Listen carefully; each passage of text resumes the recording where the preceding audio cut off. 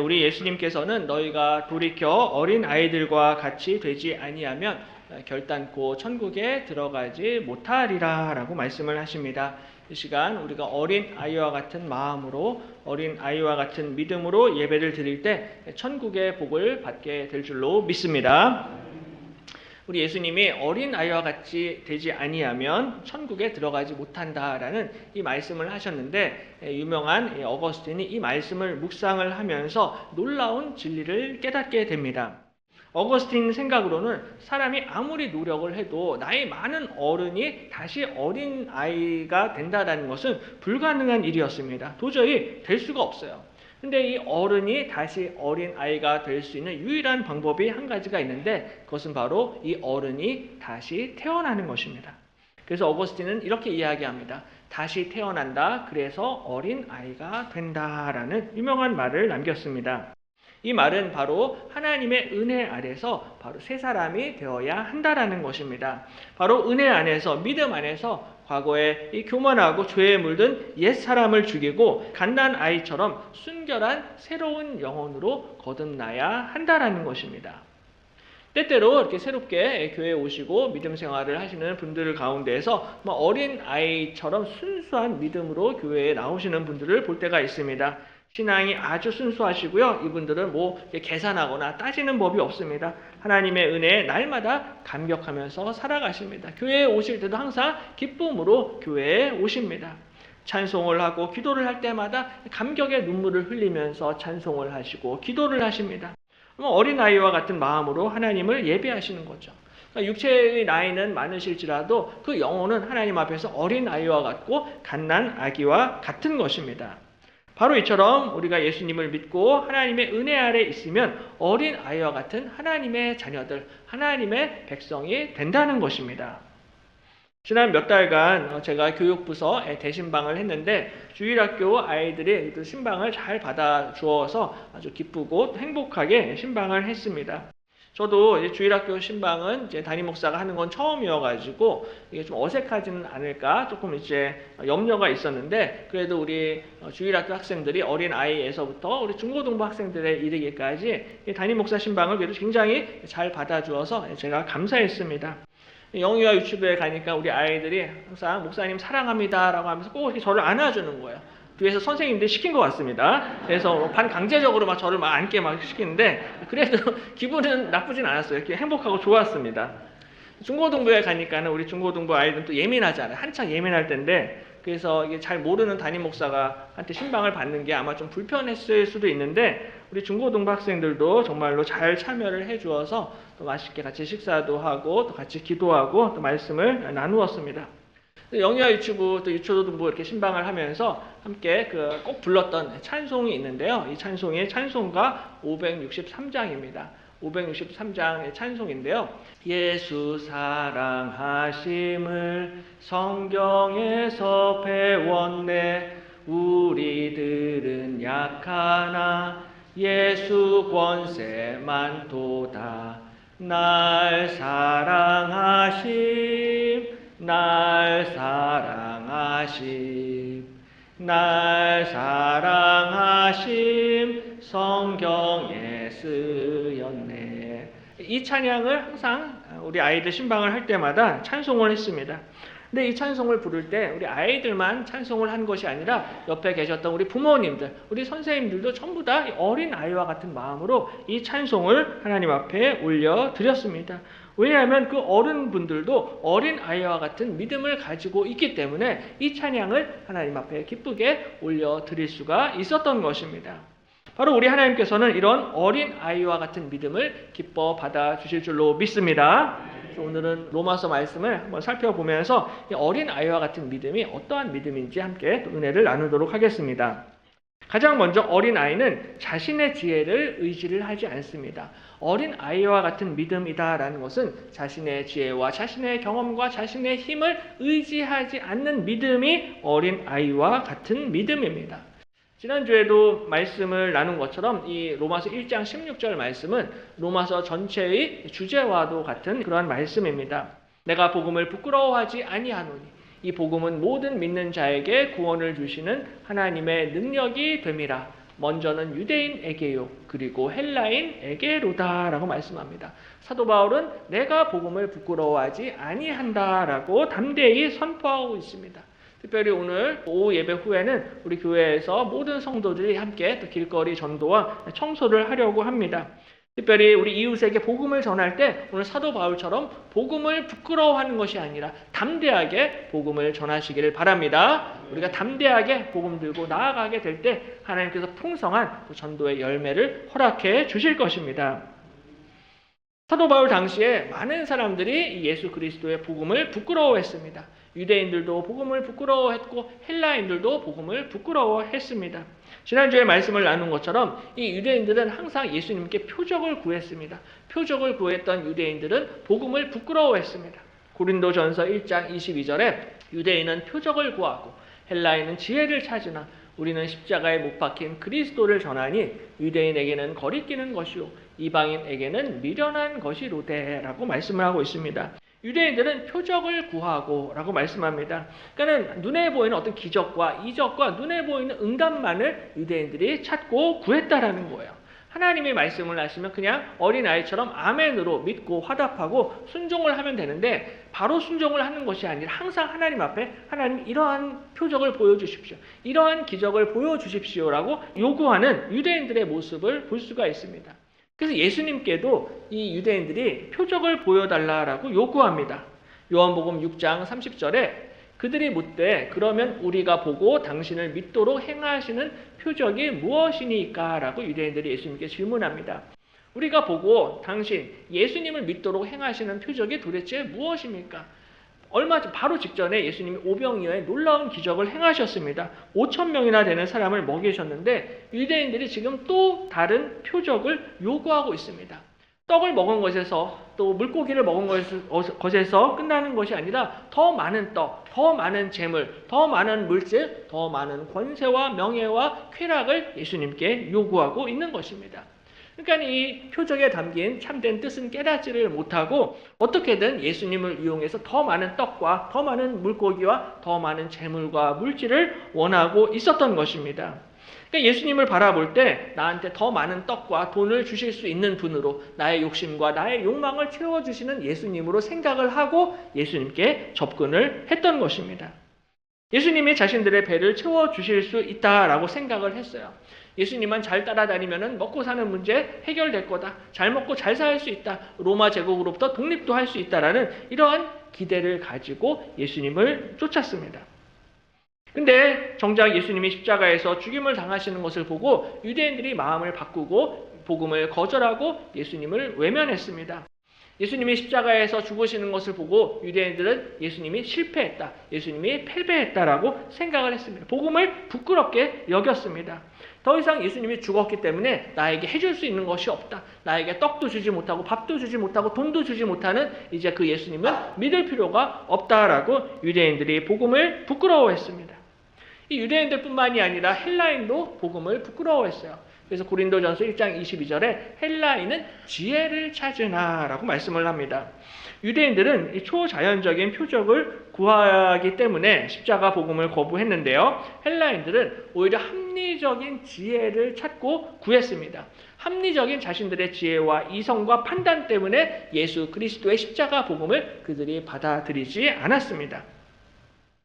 헬라인들은 인류 역사상 가장 뛰어난 철학과 학문적인 전통을 가지고 있어요. 그래서 우리가 알고 있는 유명한 철학자들, 소크라테스나 플라톤이나 아리스토텔레스, 이 사람들 전부 다 그리스 헬라 출신의 철학자들입니다. 오늘날에도 현대 과학과 학문과 철학의 뿌리가 바로 그리스 헬라 문명에 있습니다. 그러니까 이토록 이 헬라인들이 쌓아놓은 지성과 학문과 지혜가 어마어마합니다. 그래서 이 자신들의 지혜와 지성에 대해서 굉장히 큰 자부심을 가지고 있었어요. 그래서 자신들의 이 지혜로 이해가 되는 것만을 받아들였습니다. 자신들의 지혜로 이성적으로 납득이 되는 것만을 받아들였던 것입니다. 사도행전 17장을 보면요, 사도 바울이 이 헬라 문화의 중심지인 아테네에서 복음을 전하게 되는데요. 그곳에서 바울이 헬라 철학자들과 계속해서 논쟁을 하면서 복음을 전합니다. 근데 그 헬라 사람들의 모습을 사도행전에서는 이렇게 묘사를 하고 있습니다. 사도행전 17장 21절에 모든 아덴 사람과 모든 아테네 사람과 거기서 나그네 된 외국인들이 가장 새로운 것을 말하고 듣는 것 이외에는 달리 시간을 쓰지 않음이더라 말씀을 합니다. 이 아테네 사람들 또 거기 사는 외국인들 보니까는 가장 새로운 것만을 말했다라는 거예요. 가장 새로운 것만을 들었고 가장 새로운 것에만 관심을 가지고 있었다라는 것입니다. 그래서 헬라 사람들이 처음에 이 바울의 복음에 귀를 기울였던 이유가 새로운 이야기였어요. 새로운 종교였고 새로운 메시지였기 때문에 처음에는 바울의 메시지에 바울의 복음에 귀를 기울였습니다. 새로운 것에 대해서는 일단 무조건 관심을 보였습니다. 헬라 사람들뿐만이 아니라 현대인들도 마찬가지입니다. 현대를 살아가는 많은 세상 사람들이요 전부 다 이 새로운 것에 관심이 많고 열광합니다. 예전에는 뭐 아이폰이 새로 나올 때마다 갤럭시 스마트폰이 새로 나올 때마다 굉장히 많은 큰 이슈가 되었는데 요새는 이제 스마트폰이 워낙 이제 계속 해마다 바뀌니까는 별로 이제 큰 이슈가 되지는 못하고 요새는 또 인공지능 AI에 많은 사람들이 열광을 하고 있습니다. 그래서 얼마 전에 보니까는 이 사람들 카톡이나 SNS 프로필 사진이 전부 다 이 지브리 스타일로 전부 다 바뀌어져 있는 거예요. 찾아보니까는 챗 GPT에서 전부 다 이 사진 이미지를 지브리 스타일로 다 바꿔준다는 것입니다. 그래서 어저께 저도 검색을 해보니까는 저 폭삭 소가수다라는 유명한 드라마가 있는데 주인공이 아이유랑 박보검입니다. 근데 요거를 지브리 스타일로 바뀐 게 있어요. 지브리 스타일로 바꾸면 저렇게 됩니다. 그래서 모든 자기 사진들을 전부 다 지브리 스타일로 바꾸는 것이 최근에 유행이었어요. 이처럼 오늘날도 많은 사람들이요 새로운 정보, 새로운 지식, 새로운 트렌드에 굉장히 민감합니다. 어떻게든 새로운 것을 좀 받아들이고 새로운 것에만 관심을 보이는 거예요. 그래서 헬라인들도 처음에는 새로운 것이다 생각을 해서 복음을 들었습니다. 근데 결국에는 이 예수 그리스도의 십자가 복음을 그들이 거절하고 외면합니다. 31절에 그들이 죽은 자의 부활을 듣고 어떤 사람은 조롱도 하고 어떤 사람은 이 일에 대하여 내 말을 다시 듣겠다 하니 말씀을 합니다. 이 사람들이 죽은 자의 부활의 복음을 듣고서 조롱을 했습니다. 어떤 사람들은 나중에 듣겠다라고 또 이렇게 연기를 하는 이런 사람들도 있었습니다. 이 헬라 사람들은 예수님의 십자가 죽음과 부활의 메시지를 듣고 조롱했습니다. 헬라인들이 이 복음을 조롱했던 이유가 무엇입니까? 그것은 바로 예수 그리스도의 십자가와 예수님의 부활이 자신들의 지혜와 지성에 부합하지 않았기 때문입니다. 본인들이 탁월한 지혜로 생각을 해도 이거는 말이 되지 않는다라는 거예요. 하나님의 아들이 이 땅에 오셨다. 인간의 몸을 입고 이 땅에 오셨다라는 것도 이해가 안 되고 그 하나님의 아들이 우리의 죄 때문에 십자가에 못 박혀 죽으셨고 그 하나님의 아들이 죽은 지 3일 만에 다시 살아나셨다라는 이 십자가와 부활의 이 복음을 그들의 머리로 이해를 할 수가 없었습니다. 그러니까는 자신들의 생각과 부합하지 않으니까는 예수 그리스도의 복음을 거부하고 복음을 부끄러워했습니다. 오늘날에도 우리도 이렇게 전도를 하다 보면은 공부를 적게 하신 분들보다 공부를 많이 하신 분들이 오히려 예수님을 잘 믿지 않는 모습을 볼 때가 많이 있습니다. 똑똑하고 잘난 사람들이 더 복음을 완강하게 거부하고 거절합니다. 어떻게든 이번에 5월 25일 날 새생명 전도축제에 오십시오라고 그렇게 열심히 복음을 전하고 초청을 해도요. 잘 나가고 똑똑한 지혜로운 사람들은 잘 받아들이지를 않습니다. 십자가 복음을 이해를 하지를 못하는 거예요. 왜냐하면 본인들이 그만큼 지혜와 힘과 능력이 있기 때문입니다. 자신들의 지혜와 경험을 의지하기 때문에 예수 그리스도의 십자가 복음을 받아들이지를 않는 것입니다. 똑똑한 사람들은 나사렛 시골 마을의 목수 출신이 하나님의 아들이다. 이거를 믿지를 못하는 거예요. 세상에 지혜로운 사람들은 그 나사렛 시골 마을의 그 이름 없는 예수라는 사람이 온 세상의 구원자가 되신다라는 이 복음을 받아들이지를 못하는 것입니다. 세상의 지혜로운 자들과 세상의 종교인들과 세상의 철학자들과 세상의 똑똑한 사람들은 예수님과 예수님의 십자가 복음을 받아들이지 않습니다. 복음을 부끄러워합니다. 그러므로 예수님께서는 이렇게 말씀하십니다. 내가 진실로 너희에게 이르노니 누구든지 하나님의 나라를 어린 아이와 같이 받들지 않는 자는 결단코 그곳에 들어가지 못하리라 라고 말씀하고 있습니다.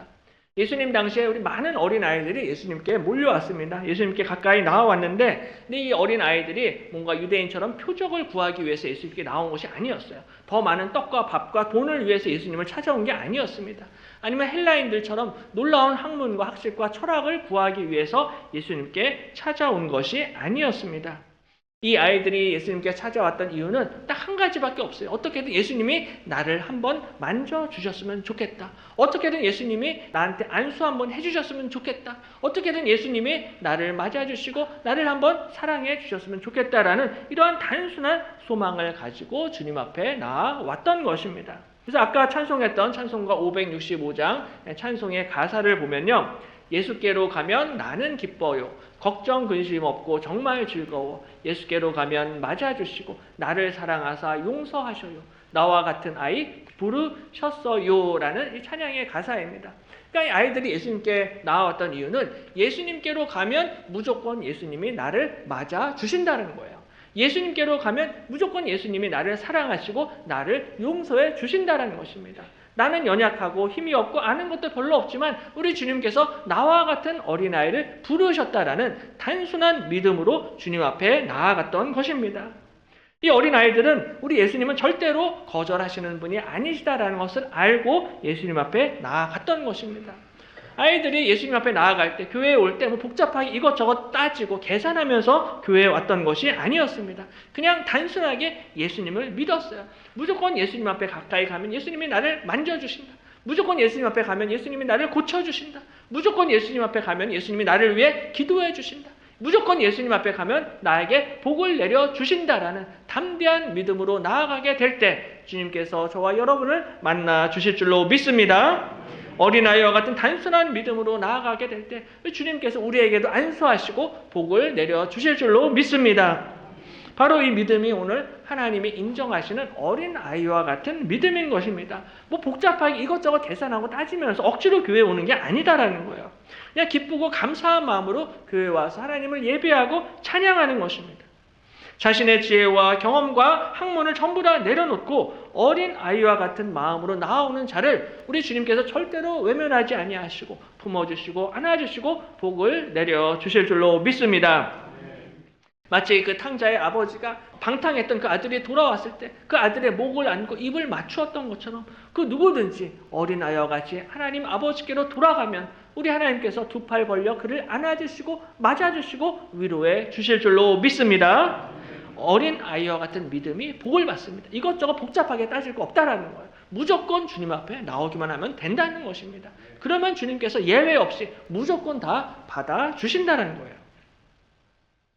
또 한 가지 우리가 어린아이와 같은 믿음으로 의롭다 하심을 얻게 됩니다. 우리가 오직 믿음으로 의롭다 함을 얻게 되는데요. 이때의 믿음은 그냥 믿음이 아니라 어린아이와 같은 믿음으로 나아갈 때 의롭다 여김을 받게 됩니다. 오늘 사도 바울은 내가 복음을 부끄러워하지 아니한다라고 말씀을 합니다. 근데 사실은 바울은 누구보다도 공부를 많이 했잖아요. 누구보다도 학문과 학식이 뛰어났고 누구보다도 지혜로운 종교인이었습니다. 하지만 그가 예수 그리스도의 십자가를 알게 되고 십자가의 사랑과 은혜를 깨닫게 되었을 때 자신의 모든 지혜와 학문과 학식과 경험과 종교성을 전부 다 하나님 앞에 내려놓게 됩니다.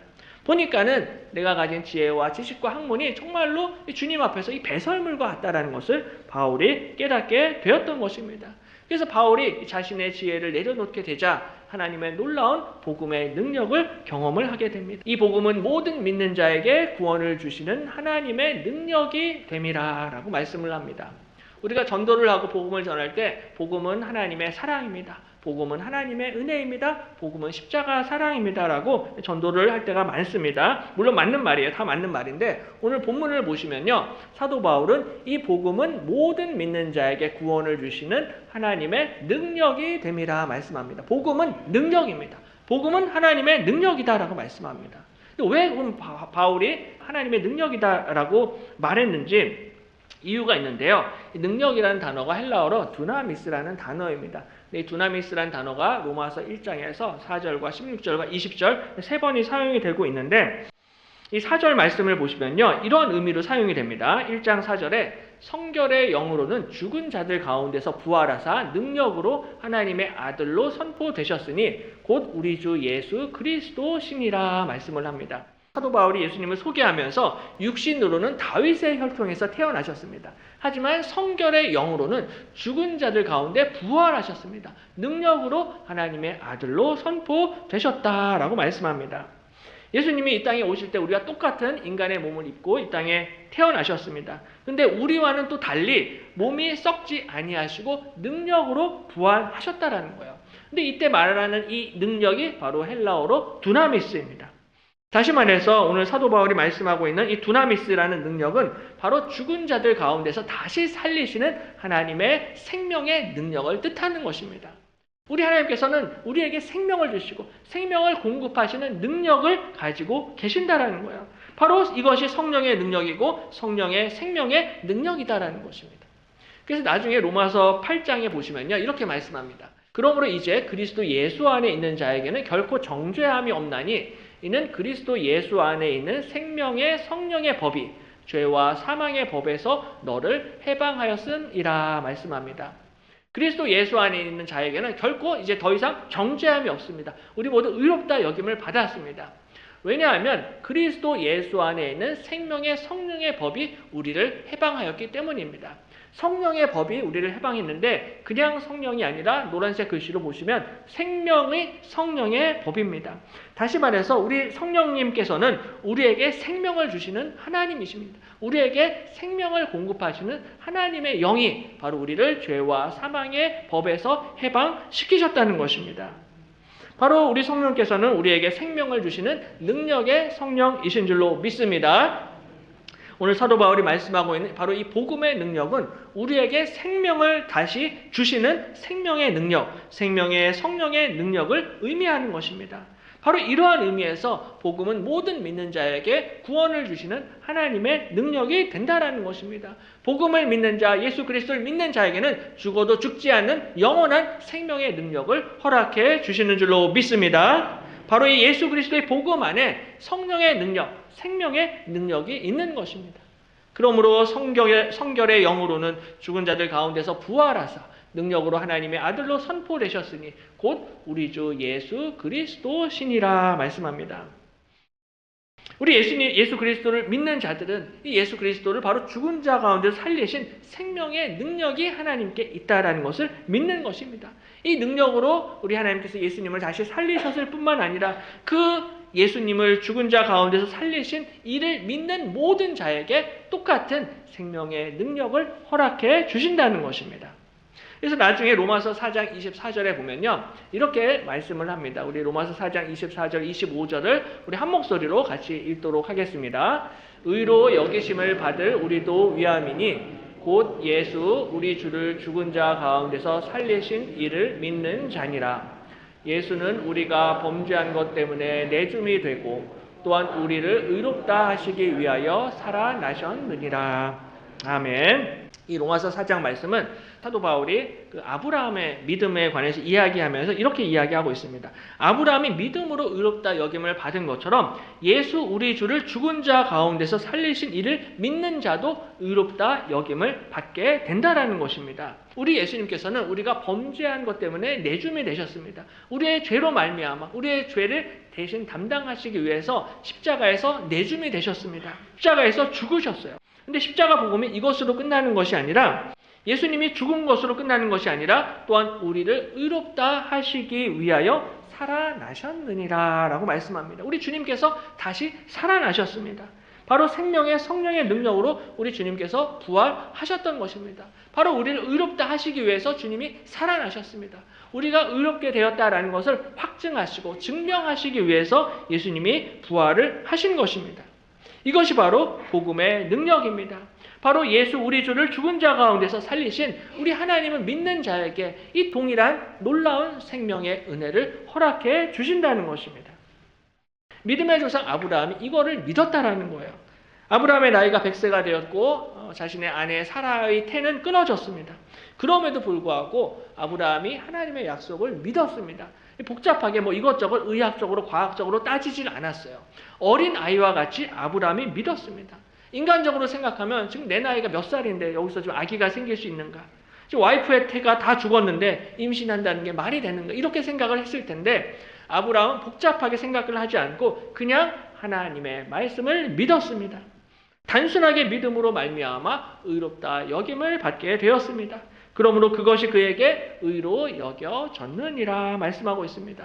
바랄 수 없는 가운데 어린아이처럼 바라고 믿었습니다. 이것이 그에게 의로 여겨졌다라는 거예요. 이것은 아브라함만을 위한 것이 아니라 오늘 저와 여러분을 위한 약속의 말씀입니다. 그에게 의로 여겨졌다 기록된 것은 아브라함만 위한 것이 아니요 의로 여기심을 받을 우리도 위함이다라고 말씀합니다. 아브라함만 위한 게 아니다라는 거예요. 의로 여기심을 받을 저와 여러분을 위한 약속의 말씀이라는 것입니다. 아브라함이 죽은 자를 살리시는 그 하나님을 믿었던 것처럼 우리도 죽은 자를 다시 살리시는 하나님을 믿음으로 말미암아 의로 여기심을 받게 된다는 것입니다. 세상 사람들이 생각하면 말이 되지를 않아요. 경험적으로나 합리적으로나 이성적으로 생각을 하면은 말이 되지를 않습니다. 그래서 우리가 예수님을 믿어야지, 믿으면 죽지 않고 영생을 얻습니다. 이야기하면은 많은 사람들이 그냥 무시하고 조롱할 때가 많습니다. 하지만 그럼에도 불구하고 예수 그리스도의 십자가와 부활을 믿는 자들은 의롭다함을 얻게 되는 줄로 믿습니다. 오늘 아브라함처럼 바울처럼 어린 아이와 같은 믿음으로 그냥 이것을 믿고 받아들이는 것입니다. 어린 아이처럼 믿게 될 때 하나님께서 저와 여러분을 의롭다 인정해 주실 것입니다. 참된 믿음은 어린 아이처럼 믿고 순종하는 것입니다. 복잡하게 아무리 생각을 해봤자 이게 답이 없어요. 그냥 어린 아이처럼 믿고 주님 앞에 나아가면 되는 것입니다. 내 경험과 내 지식과 내 지혜를 믿고 따르는 것이 아니라 단순하게 순수하게 말씀만 바라보며 나아가는 것입니다. 우리 하나님은 우리 인생의 많은 문제들, 모든 문제들을 다 해결해 주시는 능력의 하나님이세요. 그래서 우리의 질병의 문제, 건강의 문제, 재물의 문제, 자식 문제 전부 다 하나님이 해결해 주실 수 있는 능력을 가지고 계십니다. 이러한 믿음도 당연히 필요해요. 하지만 더욱 근본적인 믿음은 생명의 능력의 하나님을 믿는 것입니다. 우리 하나님이 나에게 생명의 능력을 허락하시고 나도 우리 예수님처럼 부활에 동참하게 된다라는 이 믿음을 가질 필요가 있다라는 것입니다. 내 육신은 날마다 지금 늙어가고 날마다 더 연약해지고 언젠가는 저와 여러분의 목숨도 다 끊어질 것입니다. 하지만 그것으로 끝나는 것이 아니라 우리 하나님이 반드시 나를 살리시고 나에게 생명을 주신다라는 이 믿음을 가지시기를 바랍니다. 이것이 바로 어린아이와 같은 믿음입니다. 이것을 단순하게 믿는 자는 복을 받게 될 것입니다. 어린아이와 같은 믿음으로 나아가는 자들은 반드시 천국에 들어가게 될 것입니다. 하나님이 약속하신 영생 복락과 부활의 은혜를 경험하게 될 줄로 믿습니다. 어린 아이와 같이 아니하면 누구도 하나님의 나라에 천국에 들어갈 수가 없다라는 것입니다. 그러므로 오늘 우리에게 이 어린 아이와 같은 믿음을 가지라라고 우리에게 권면하고 말씀을 하시는 것입니다.